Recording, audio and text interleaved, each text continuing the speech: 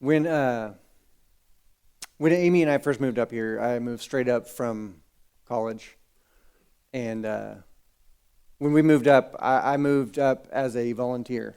I came out of Bible college wanting to be, working at a church, and we thought that this was going to be a great place for us to start off with. We thought this would be a first step along the way.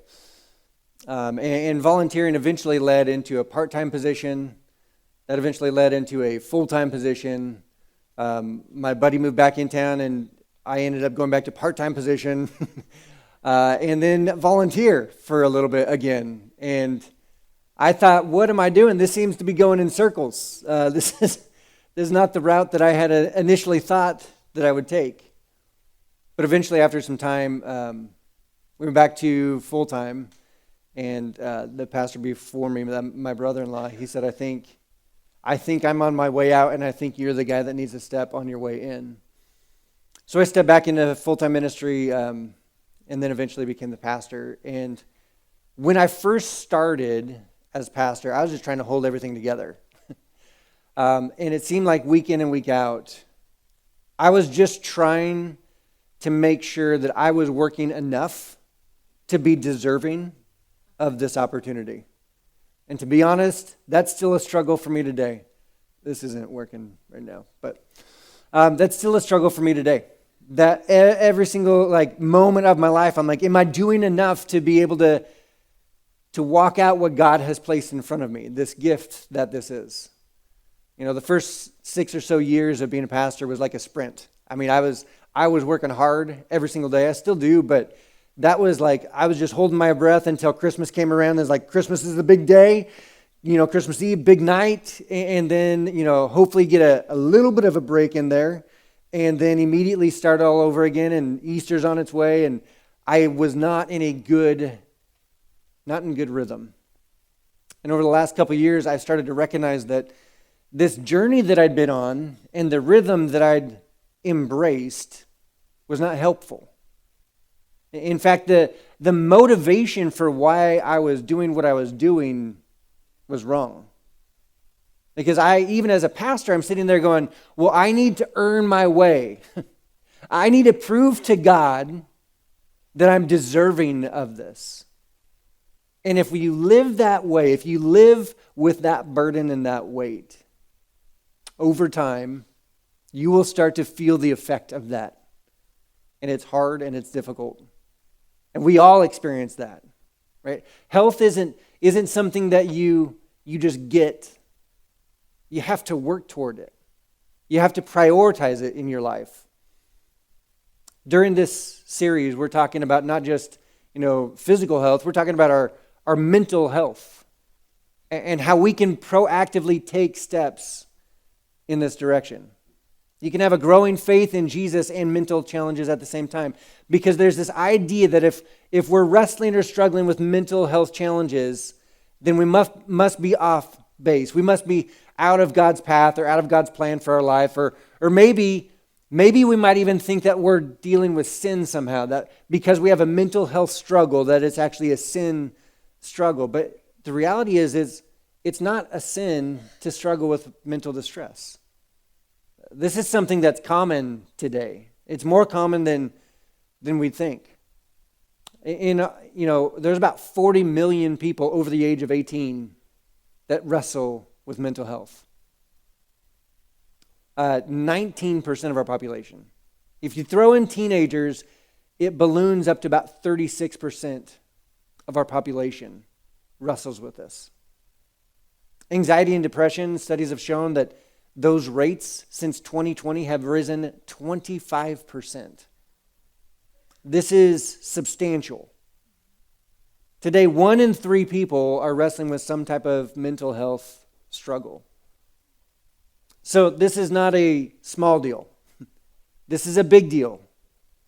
I told our volunteers earlier, I said, okay, with that information, look to your left and right, and then you guys can decide which one of you is struggling right now.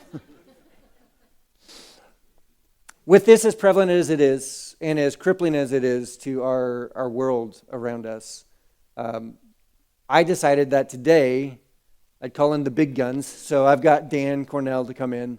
Dan, you can come on up. So Dan is a counselor in our valley. He is incredible, has an amazing amount of wisdom and insight as well as knowledge that he's learned over the years. So Dan is a huge, huge, huge asset, and we are so grateful to have him here. So we're going to have a conversation today about mental health. Yeah.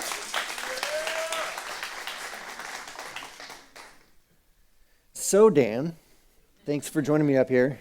Yeah. It gets lonely sometimes, so it's fun to have somebody else up here with me. Why don't you just start off, what's your life story in like a minute or two? You do that, just summarize it all up?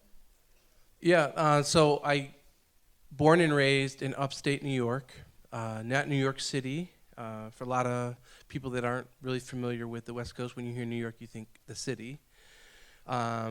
Probably about as far away from New York City as you are to Seattle in terms of how far of drive it is. But yeah, I grew up in a, I would say, non-Christian home. I mean, went to church, but I don't believe either of my parents had any kind of faith. It was just a good thing to do, and it was pretty, I think, something that a lot of families thought was a good thing for your kids to be in there. And about 7th grade is when I was introduced to the gospel, or at least maybe I recognized the gospel. And at the time it was Youth for Christ, but Family Life Ministries took it over, really followed folks on the family a lot, but was able to kind of get discipled and kind of go through a lot of my teen years and high school years in that. Not that everything was rosy or anything like that in my high school years, trying to figure that out. But I graduated just through a series of events that were not by chance, I don't believe, but how God was shaping my life. I ended up going to a Christian liberal arts college just outside of New York City, which is where I met my wife, Heidi. So we've been together 34 years as far as, as a couple. And 32 years married. Nice, congrats. And we started out about 2 weeks after I graduated. We went up to the chilly Massachusetts area where I started in youth ministry. And then that began about a 25-year journey of being involved in full-time ministry in the church. We have 3 grown kids, now young adults, and 2 grandkids, so a 3-year-old and a 2.5-month-old. Nice. And so just each chapter is beautiful and different and brings with its own challenges and surprises and things like that, but just pretty blessed. I have 2 older brothers, no sisters. My mom was the only female in the home, and looking back, that would kind of make sense of some things that happened, probably. I was going to say, so we're sorry, Heidi. That's the Yeah, but, interestingly enough, I somehow learned or became fairly acquainted with how to, be in touch with that, because you'd think I wouldn't have any clue of that. But not that I'm there, wherever there is. I'm still in journey, right? Still in process. Yeah. You got it all figured out. So what do you do today? I mean, so got it. Yeah, well, in 2005, as a part of that, 2005, we got a call from a Paul Smith, which sounds really generic, coming to Idaho to consider a position in ministry, which we got confused with Iowa at times. Because we were this side of the Mississippi, and so really, again, being familiar with a lot of things that you guys, just your normal, was not normal for us. So anyways, 2005, we decided to move out here as a family and begin that journey. And up until about 2018, 19, a lot of transitions happened with the church. I was already in process of counseling in terms of I had already started my master's degree, which I was pretty opposed to further schooling, not for any high moral value or anything like that. It was mostly because I just didn't like school. And I was like, I'm doing just fine. I'm able to work with people, but just felt that there was a lot of people that were coming to me through the years long before they should have been asking me questions and asking me to listen. But that, God had something for me. Even if then, when I went to my master's, I didn't have a sense that I was going to become a licensed professional counselor. I just thought, this is something I'm already doing. This is something I can get better at and help more people out. And then through a series of transitions that happened about 2018, 2019, it just became clear to me that my path was going to change for a while. And I was, in a lot of ways, I mean, even being in ministry, I struggled with that whole idea of like, you were called to be a pastor. I was like, well, yeah, but what is above that is I was called to be a follower. Mm-hmm. And whether that means me being a pastor or right. me being, a school teacher or being, whatever else, that the follower is what really runs it. Right. So, so just made that transition into mental health counseling, got my license as a licensed professional counselor. And then after about, I think it was about almost a year, I got an invitation from a principal to come in, or to consider a job as a school counselor, K through 6 at the time. And I said, tell me more. Yeah. And so it intrigued me. My wife's a teacher. I won't go into details, but she's a really good teacher. Like one of the best. Yeah, I mean, I would say probably one of the best in the state. With evidence. Yeah. She is probably mumbling things about me right now. Right. But, I'll say it. I might get you in trouble. Yeah. She's the Idaho State Teacher of the Year. Yeah.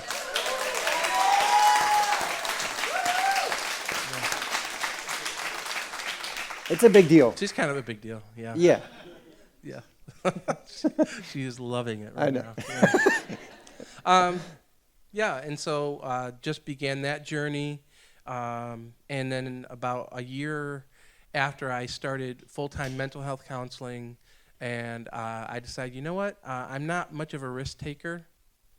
Quite honestly, I'd rather work for someone than be the boss. Yep. And then I just, through some encouragement and just circumstances, I started Better Together Counseling. And I do that a couple evenings a week, and I primarily work with couples, and really enjoy that. And that's kind of where my sights are, just really trying to focus and work with couples. And that's kind of where I'm at this point. That's awesome. Yeah. That's awesome. We need so much of that. If we can kind of dive in, I feel like there's a stigma about counseling in mental health especially, that people are way more comfortable saying, show up to Monday and be like, man, I had a few too many this weekend. Like, that's more acceptable to come in than to say, I'm just having a rough time. I'm dealing with some, anxiety or some depression issues. Like, why is there stigma around the mental health stuff rather than just poor decisions that we make? Yeah, being hardwired, I think as a counselor, I think I can probably give you answers for and against that. Okay. Which can make me wordy at times in conversations, because you're like, wait, which side are you on? But I feel like there's probably never been a time when we've been more open to talk about mental illness and consideration of going to counseling. More people are going to counseling now than ever before.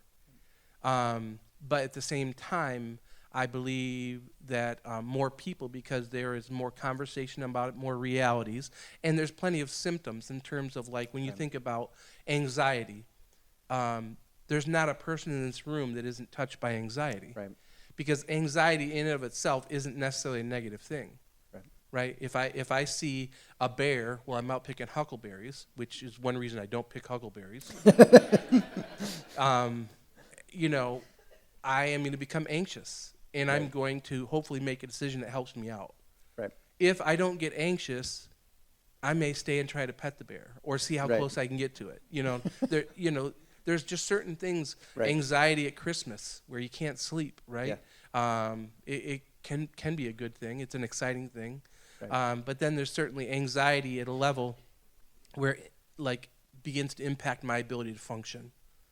Right. And that's probably, when we think of anxiety, that's what we often think of. And I think because there is a lot more conversation about it, a lot more education out there, people are connecting and thinking, oh, I have anxiety. Right. As opposed to, I am an anxious person. Right. I have some anxiety over this. Yeah. Right. So what are the, maybe give us like a short checklist of what are kind of the descriptors if you're struggling or dealing with anxiety, what does that look like? I know it probably varies depending on the person, but what are some of the... some of them, like you could think, like when you kind of started having really strong feelings for your wife, right? There's probably driven by anxiety, like, Right. because you don't know if she's gonna like be into you or not. Yeah. I mean, I was pretty sure she wasn't. I was gonna say, you have a really good feeling she is, but No. no. That's not... Right? Loss of sleep. She was dating my roommate, so... Oh yeah. How convenient. Yeah. Yeah. Well, there's some similarity in our stories. But we can't get into that right now. No. Yeah. That'll cause extra anxiety. And so I think, again, struggle to fall asleep. You feel like your mind's racing.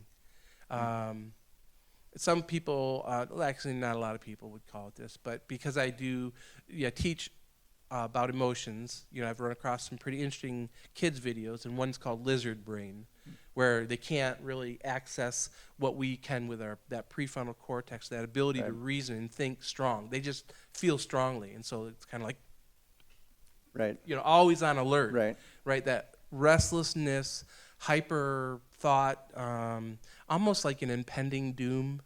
I mean, there are physical signs like, you can have a lot of tightness or heaviness in your chest, and then you can have, your heartbeat tends to be a lot faster, and then you can have some stomach issues, sometimes nausea. I mean, there's so many different kinds Right. of, feelings and symptoms, but yeah, those are a lot of them.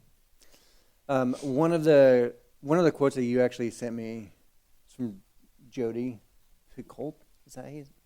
I'm not familiar. Yeah, I didn't send that to you. You didn't? No, but I thought it was a good one. I thought it was great too.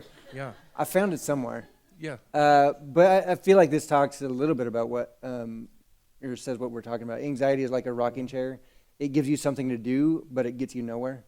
You're feeling all these things, but it's not necessarily beneficial or helpful. yeah. I like that, except a rocking chair seems kind of like chill. I was thinking more of like a hamster on a wheel, like just going faster and faster, and you're like, dude, you're not going anywhere. Seriously, but you're getting tired.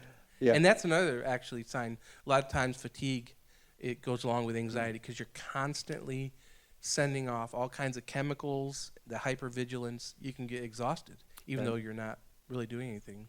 Right.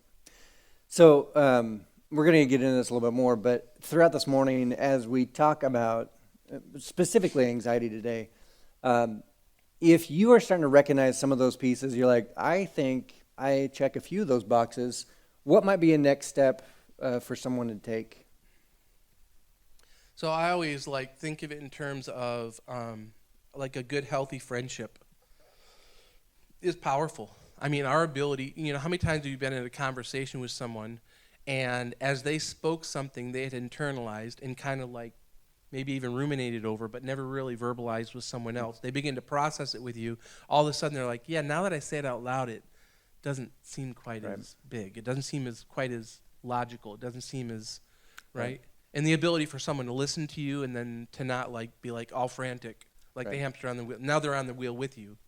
The fact that they can kind of be with you and in some ways normalize it, right, to some degree, that can be huge. I think being able to tell our story, because anxiety thrives in isolation, right? And so when we begin to tell our story, there's something about it that gets it out. And whenever we get something out, and I think of it in terms of a lot of times, I'm not much of a journaler, but I know the beauty of journaling is it takes a thought which can be slippery, it can be, elusive, because it almost comes up and slaps you, and you try to deal with it, and then someone else slaps you from the other side, and you never really get to hold on to it and observe it and challenge.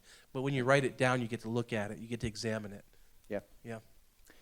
So, and with a lot of that, where you're trying to which way is this coming from? I think this is just me. I'm not the professional, but I do think that there's a connection with control and anxiety. can you talk a little bit about that relationship? Yeah. Let me just go back to the Yeah. other thing because I feel like I didn't answer your last question as fully. So I just talked Okay. about like a good friendship's a good place to start, be able to talk to someone. So then, if you don't feel like you have a friendship that you feel like you can share that with, then obviously maybe it's talking to like a pastor, talking to maybe your doctor. That would be a good place to start. I mean, anyone who's bound by HIPAA is not going to tell your story, right? So, and for some people, telling their story to someone else in fear that they're going to share it with someone else Right. is part of the problem. Right. So, a counselor, a doctor, a pastor, someone like that, the ability to get out there, you know. Control. I think ultimately, when we feel we're in control, then like anxiety, it's hard for anxiety to exist. Right. Right. And so when we hit those points where we feel like we're out of control and the potential cost of being out of control is unknown, Right. I think then we have a choice. We either work harder to fix it, we go to someone else to fix it, or ultimately, I mean, as a person of faith, we turn to God. Hopefully. Right. Sometimes that clouds so much, like we get out of our routine, out of our like good habits, and we shift into negative expressions, negative habits, and away from that. Yeah, absolutely. I mean, you get into, that's where a lot of times people use coping devices. Mm-hmm. So whether it's, I'm going to be really hard worker, so I don't have time to think about it. Can keep busy.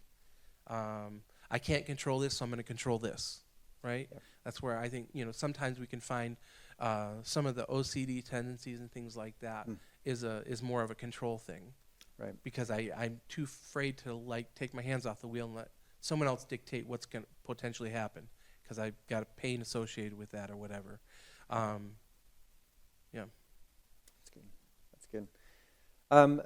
In terms of relationships, I mean, it's good to reach out to good, healthy friends, but relationships are affected by the anxiety, whether you've embraced them and understand them or identified that you are dealing with anxiety.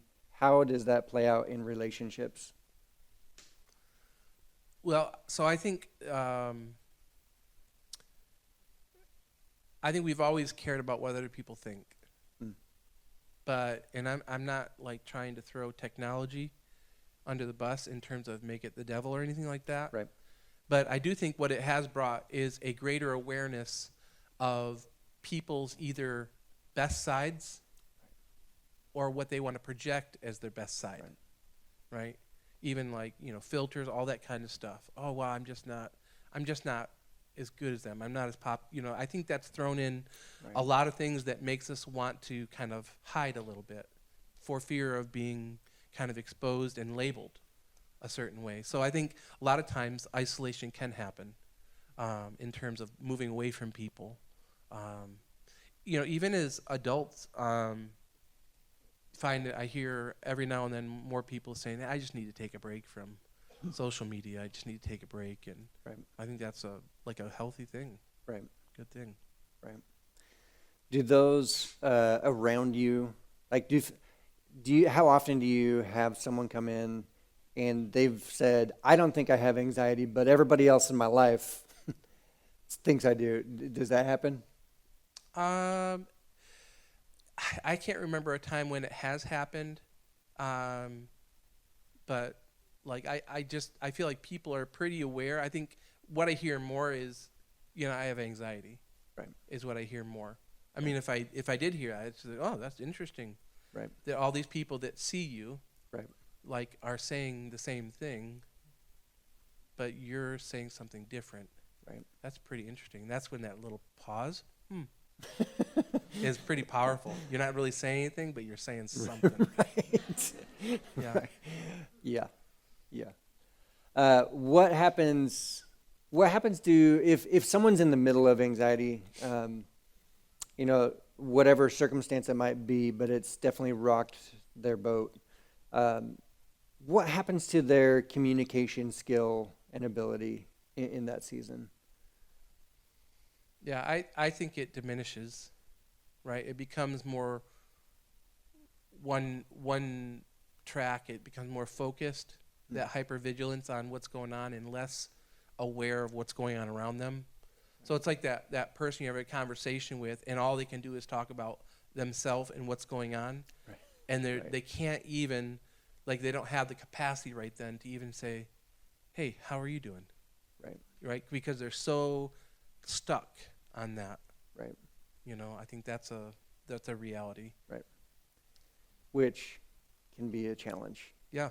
Yeah. I mean, again, no one wants to hang out and spend time with someone where you Right. feel like, you feel like literally they're just like sucking the life out of you. Right. And so, again, I think there's seasons where we all feel that and do that. Yeah. Right. And that would be the exact moment that they need someone to actually Right. be right next to them and Yeah. with them. Maybe even bring it to their awareness. Yeah. I think that's important as Jesus followers. So much we all get busy, and sometimes in our busyness, it's difficult to step out of the pace that we're moving at in life to love someone that can be even difficult in the season that they're in, because all they want to talk about is themselves, and the same thing that we talked about last week and the week before that. You're like, I don't have time for this right now. Like, I got 15 things on my checklist, and yet when you ask the question, like, what does love require of me? What is the example that Jesus set? Is, Jesus had places to be, and yet he always seemed to find the person that needed some of his attention, and he would, as a gift, he would just sit down with them and spend time with them. I think that's what I hope the direction that we are all able to move in. We've kind of already talked about that one.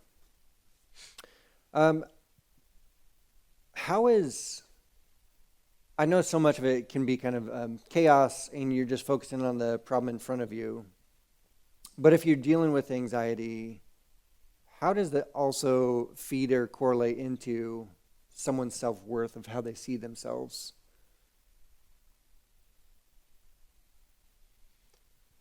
Well, I think anxiety thrives in uncertainty. And when I feel confident and know who I am, it's hard for anxiety to like grow there, right?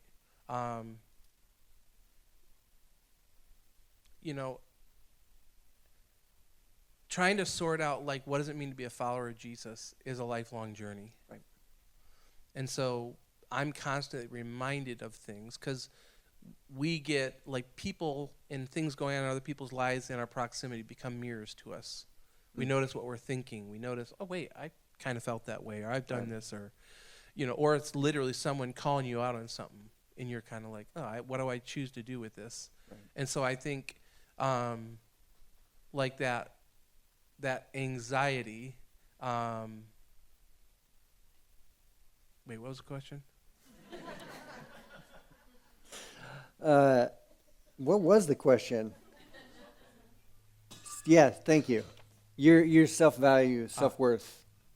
Yeah, I think that's when we struggle. I think anxiety grows and finds a place when we're in the uncertainty, and so that's why again it's so important that we're depositing into people the right things. I think just knowing who we are, and I think I referenced to you that "Who I Am in Christ" by Neil Anderson. Yeah, I think we have a. Yeah. It's so important in terms of thinking about like, again, I have the devil basically is the father of lies, and he doesn't just say the opposite thing. He says as close to the truth as possible with a twist that makes it not true. Right. Right. And so we see this with Jesus being tempted. He used scripture to try to trick Jesus into basically giving him allegiance. Right. And so that's why it's so important for us to know, kind of work from a point of view of who does God say I am. Right. Right? Because again, we talked about it, we turn to God when we come to anxiety, which is absolutely right, but we don't know what's going to happen. Right. Right? Because I turn to God doesn't mean it's going to be taken care of in the way I think it ought to be. Right. Right? So kind of thinking back to like Daniel 3, and you could go so many different places where Shadrach, Meshach, and Abednego are told that they, along with everyone else, when you hear all this music, you need to bow and worship this huge idol, Right. right? And they just decided that's not who I am. Again, they knew who they were. Right. That would be against who I am, so I'm not going to do it. And even when the king was told by a bunch of like little people that were trying to gain position in that kingdom, hey, there's these three guys, and they never bow down when that Right. music comes on. And he got enraged, brought them to him, and he said, hey, listen, you either do this or I'm going to throw you into the fiery furnace, right? And their response was, we can't do that. We're not going to do that. And if you do, our God can save us.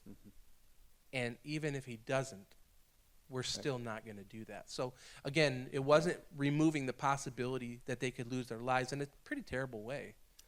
But it was not falling prey to the anxiety and saying, but I'm going to do it because I'm so anxious that I need to avoid. And so to me, that's like that whole idea of like, how do I meet anxiety? If anxiety, I kind of have this picture of anxiety coming to our door of our house. And we acknowledge it, and we either let it in, we feed it, we let it sleep, we accept it as part of our, or we challenge it, and we examine it. And that goes back to that like 2 Corinthians 10, we're talking about taking every thought captive to the obedience of Christ, right? Yep. It's that idea of like, we have things set up against the knowledge of God, right? And we take it captive. And I just have this picture of like grabbing a hold of it, examining it, deciding whether this fits what God says or doesn't.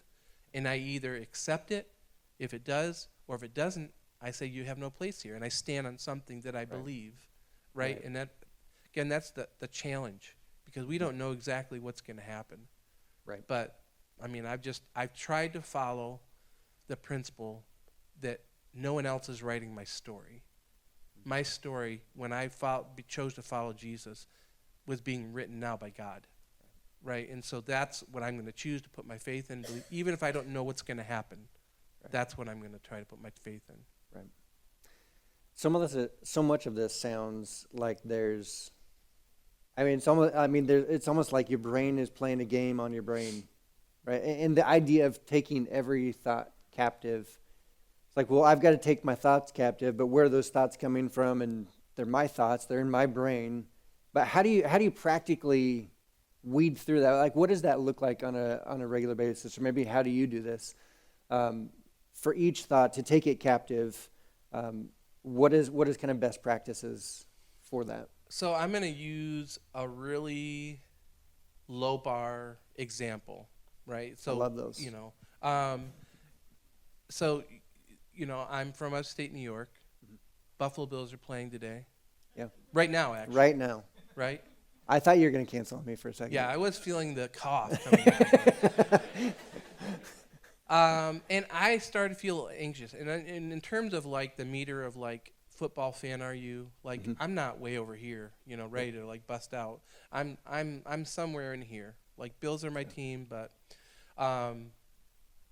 so I had thoughts of, maybe, I wonder if, I don't think, I thought, you know what? No, this is fine. It's not a big deal. I addressed it with something I believe that overruled it. Yeah. Right?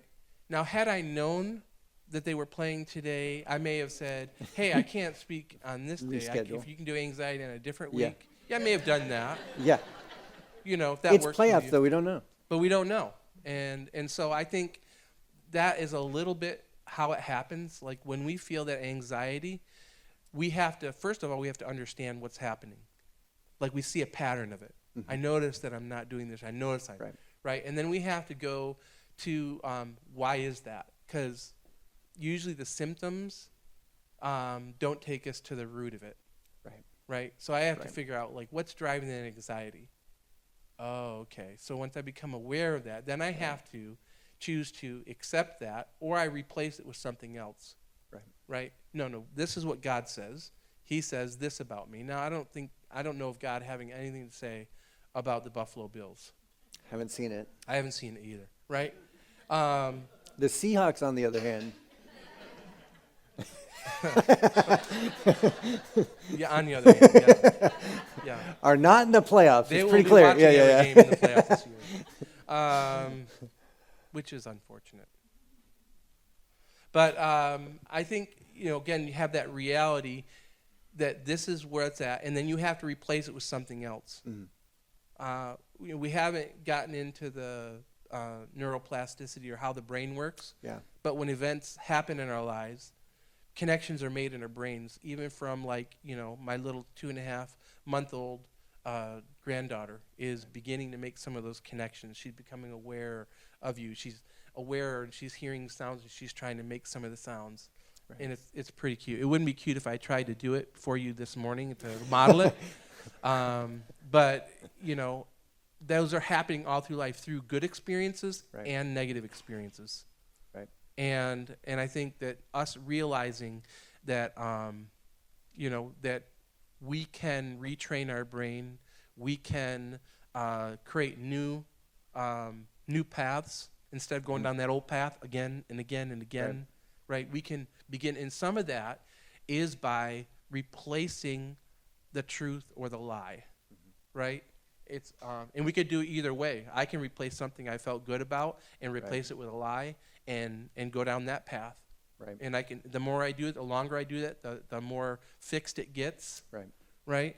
And interestingly enough, if you haven't seen any of the Inside Out movies, right, they do a pretty good job of trying to make sense. Like I actually watched a little bit of it last week because I'm working through some stuff with some of our students about the brain and how it works.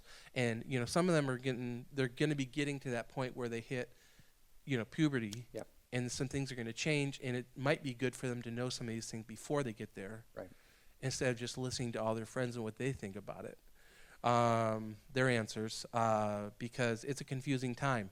And I was just reminded of how many things, how they create like truths and experiences, and then how we create core beliefs about ourselves. Right. And that's the powerful thing. When we choose to take something and say, this is who I am. Right. And that's why I think going back to that book, Who I Am in Christ, that discipline of me knowing who I am according to what God says is huge. Yeah.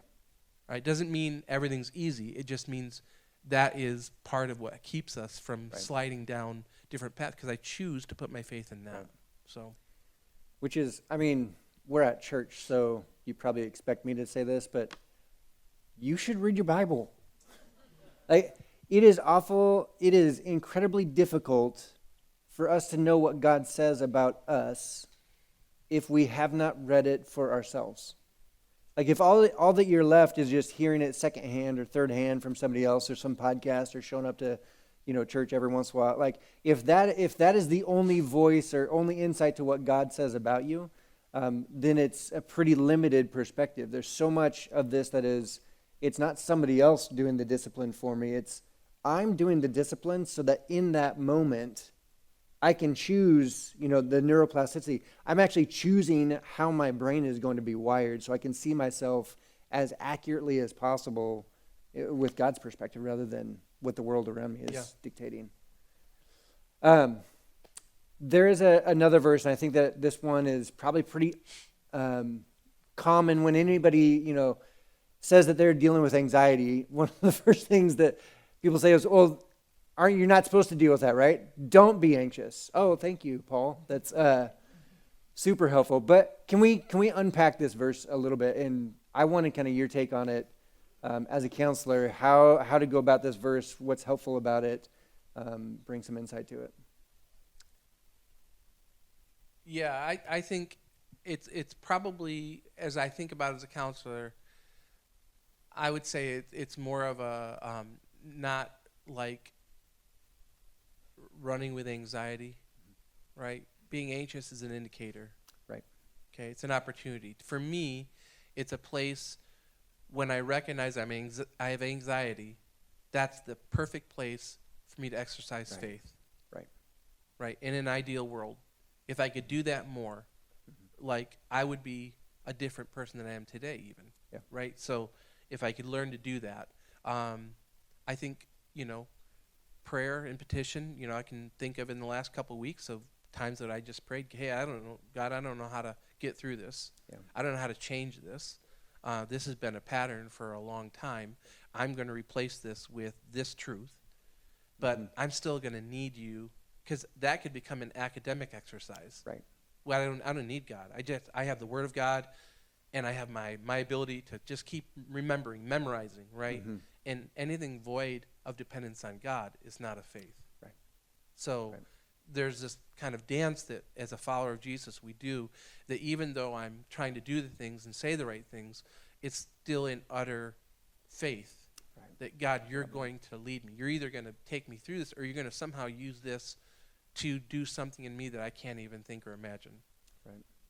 Right. And I do think, again, gratefulness is one of those things that, as a therapist, you really try to help people come to more of a,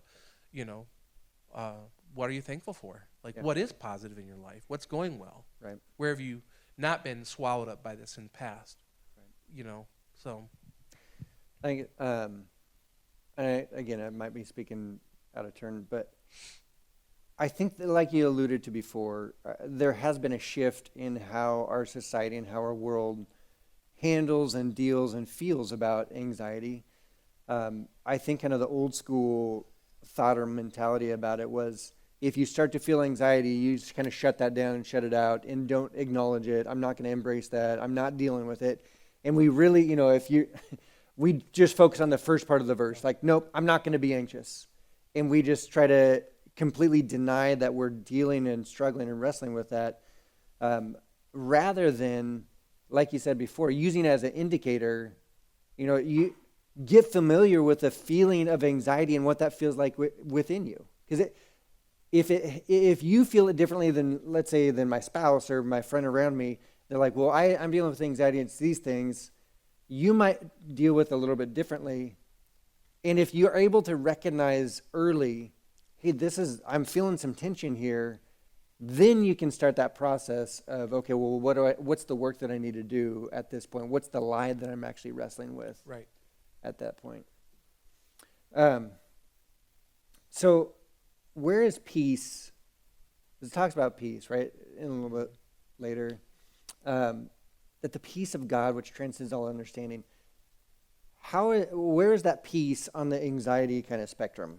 Where does that, how do we find and land at that spot? So my first initial thought was it's on that far left. If you're thinking low to high, Mm-hmm. it's out. But the more I thought about it, I think it's right somewhere in the middle. Because I think sometimes I put my head in the sand. I think putting your head in the sand Right. would be on the far side.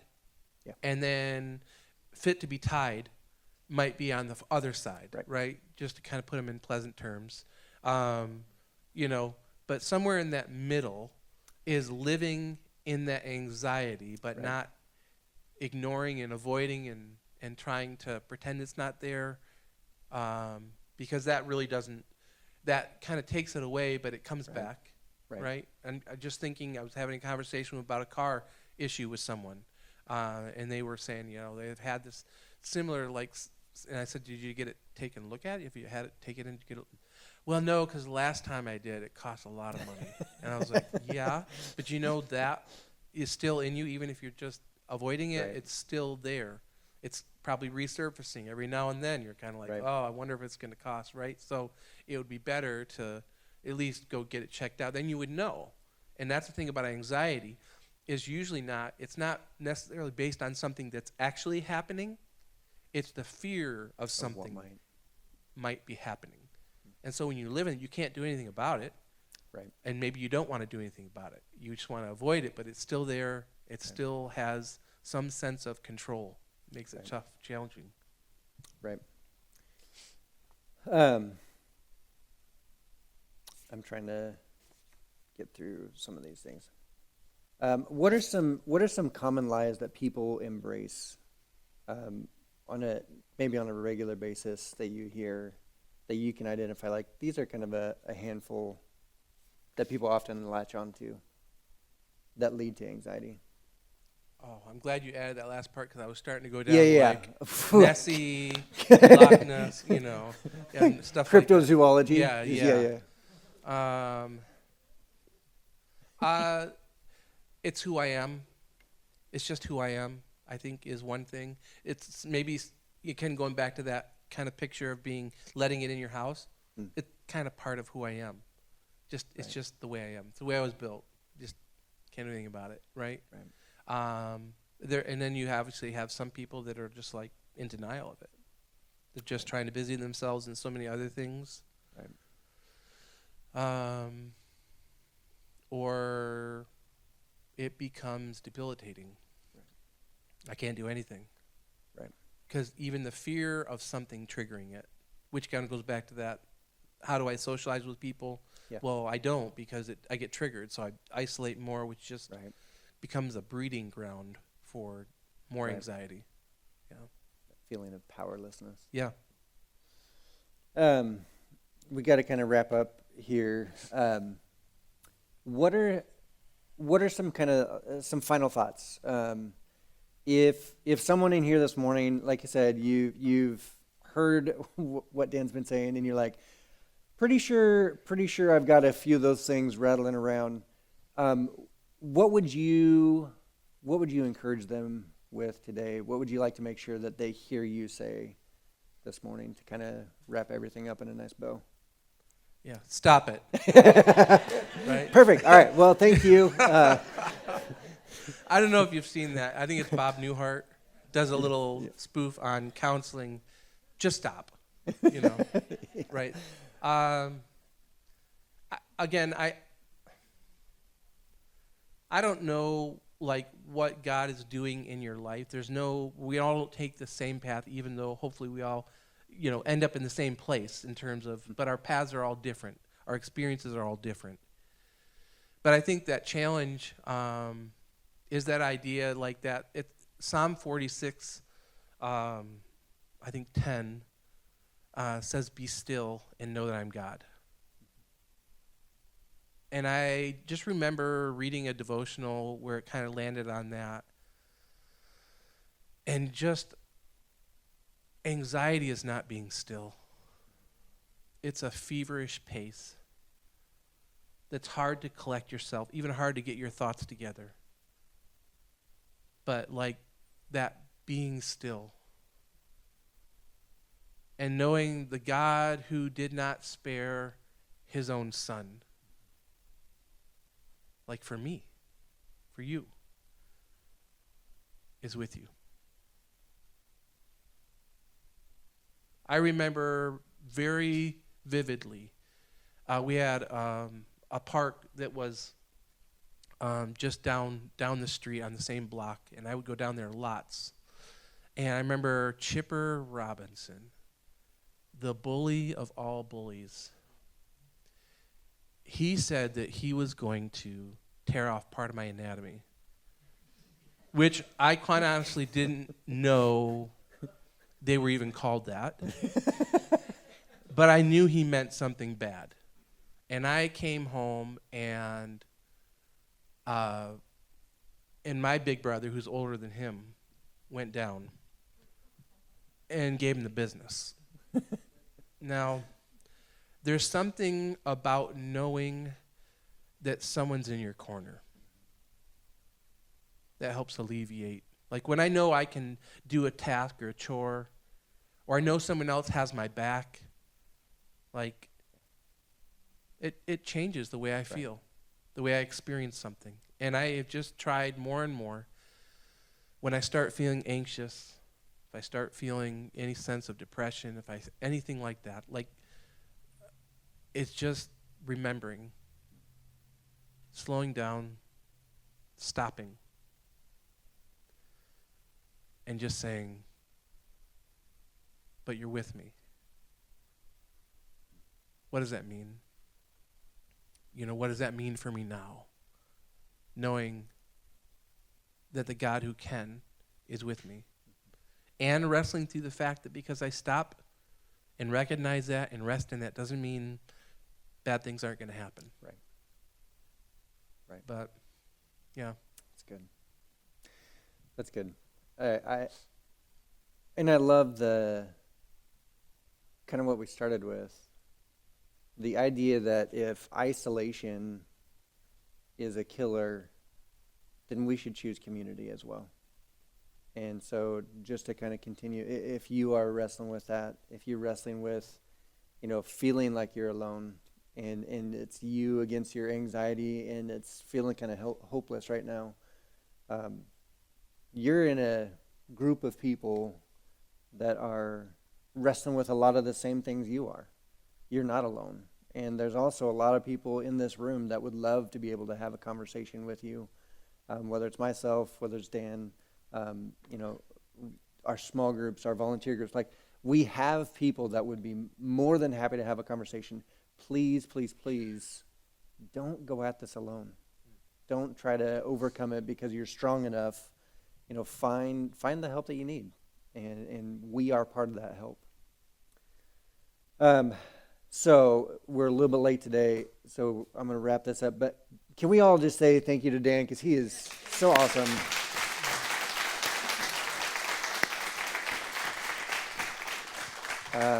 So grateful to have you here this morning and be able to enjoy the wisdom that God's given you. Well, we hope to see you next week for part 3 of the series, and have a great week in between.